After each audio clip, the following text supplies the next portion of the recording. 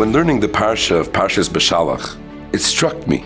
The Torah starts off and the Torah tells us that Klal Yisrael listened to Moshe Rabbeinu and they went back. They started heading back towards Mitzrayim. And Rashi brings from Chazal that it's bringing out the praise of Klal Yisrael, the shvach of Bnei Yisrael, that they didn't complain and they said, Ein lanu elo divrei ben Amram. And they went right back to where they came from.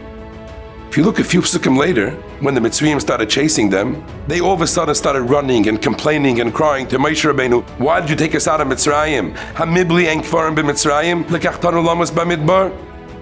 The same thing we see when they finally got to the Yam Suf and they were about to cross the Yam Suf. It was b'schus ha'emunah. Vayaminu b'Hashem u'v'Moshe avdoi. Tremendous levels of emunah that they reached.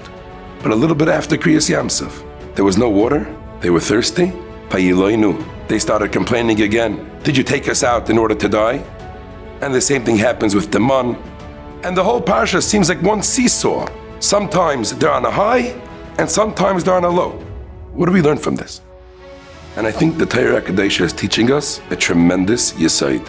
We don't judge our successes by our failures.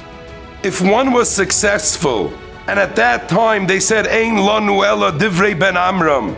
If one overcame a nisayon, which was hard for him to overcome, the fact that the next day he had the same nisayon and he wasn't successful doesn't diminish in any way the success that he had the day before.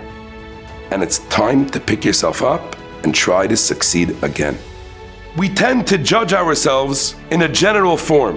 Am I generally successful or am I generally a failure when it comes to Inyan Ruchnius? It's not like that.